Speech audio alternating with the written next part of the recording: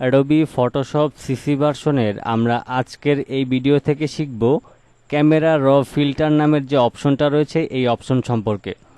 এই অপশনের মাধ্যমে আমরা একটা ছবির কিন্তু লুক পরিবর্তন করে নিয়ে আসতে পারি এবং একদম ন্যাচারাল একটা ছবির মতো করে কিন্তু আমরা এই ক্যামেরা র ফিল্টার অপশন দিয়ে কাজ করতে পারি। তো আজকের এই ভিডিওটা খুবই গুরুত্বপূর্ণ, চলুন শুরু করে দিচ্ছি। প্রথমে হচ্ছে আমার এখানে যে ছবিটা রয়েছে, দেখেন এই ছবিটা কিন্তু আমার এখানে রয়েছে। আমি এটাকে আপনাদের বোঝার সুবিধার্থে আমি আরেকটু জুম করে নিলাম। এখন এখানে যে আমাদের ফিল্টার অপশন রয়েছে, এই ফিল্টার অপশনে ক্লিক করার পর এখানে দেখেন ক্যামেরা র ফিল্টার নামের একটা অপশন রয়েছে এবং এখানে বেশ কিছু অপশন রয়েছে, যেমন শিফট কন্ট্রোল এ প্রেস করলে আপনি এই অপশনটাতে সরাসরি চলে আসতে পারবেন। তো আমি মাউসের লেফট বাটনটা এখানে ক্লিক করলাম। এখানে ক্লিক করার পর দেখেন এখানে আমাদের একটা অপশন চলে আসছে।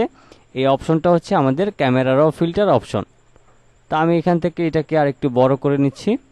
ওকে, তো এবার এই যে এখানে আমাদের বেশ কিছু অপশন রয়েছে, এই অপশনগুলি দিয়ে মূলত আমরা এটার কাজটা করব।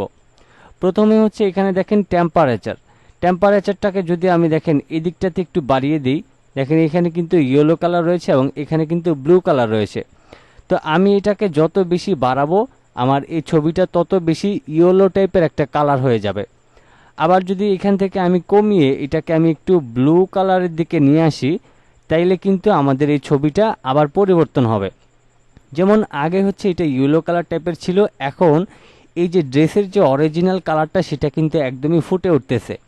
তো এখান থেকে আপনি এই টেম্পারেচারের মাধ্যমে কোনো একটা নির্দিষ্ট ড্রেসের কালার যদি আপনি ঠিকঠাক একটা কালার নিয়ে আসতে পারেন, সেক্ষেত্রে আপনার এই কাজটা অনেক বেশি সুন্দর হবে। এবার হচ্ছে এখানে দেখেন টিন নামের একটা অপশন আছে, যেমন আমি যদি এখান থেকে গ্রিন কালারের অপশনটাকে একটু বাড়িয়ে দিই, তাহলে দেখেন এখন মনে হচ্ছে ড্রেসের কালারটা মনে হয় আরও বেশি পারফেক্টলি চলে আসছে।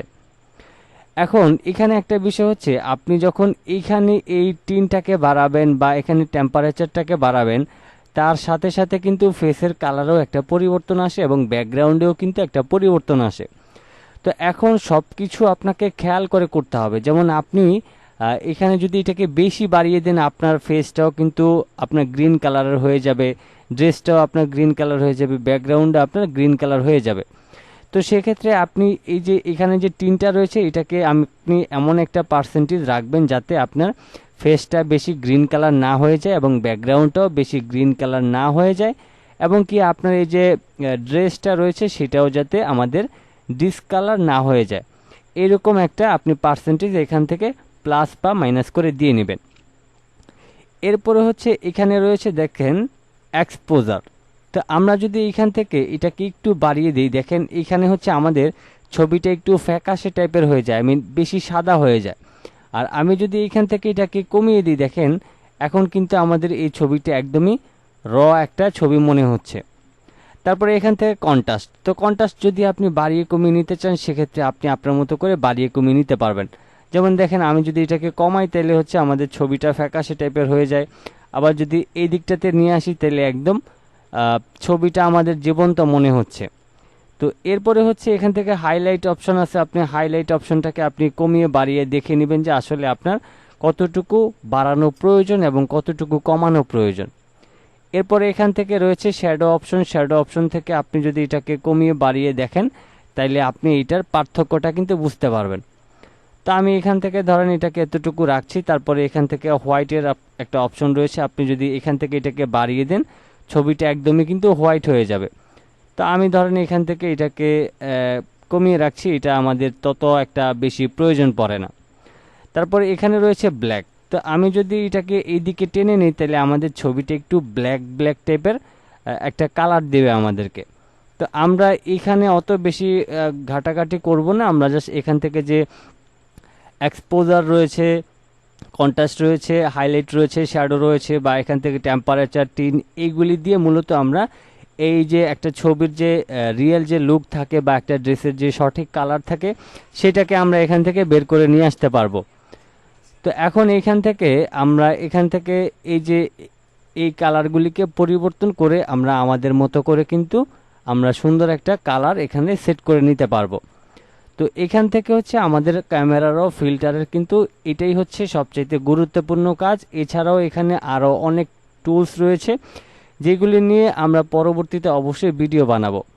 তো এখন এখান থেকে আমরা নর্মালি একটা জিনিস বুঝে গেলাম যে আসলে টেম্পারেচারটাকে আমরা এখানে বাড়িয়ে কমিয়ে আমরা আমাদের মতো করে ছবিটাকে ঠিকঠাক রাখতে পারবো এবং কন্ট্রোল করতে পারবো। এরপর এখান থেকে আমরা চাইলে আমাদের যে অরিজিনাল যে লুকটা রয়েছে সেই লুককে নিয়ে আসতে পারবো। কোনো একটা কালার যদি আমাদের সেটা একটু ফ্যাকাশে টাইপের হয়ে যায়, সেক্ষেত্রে আমরা এই ক্যামেরার ও ফিল্টার অপশনের মাধ্যমে কিন্তু আমরা এই ছবিটাকে ঠিকঠাক করে নিতে পারবো।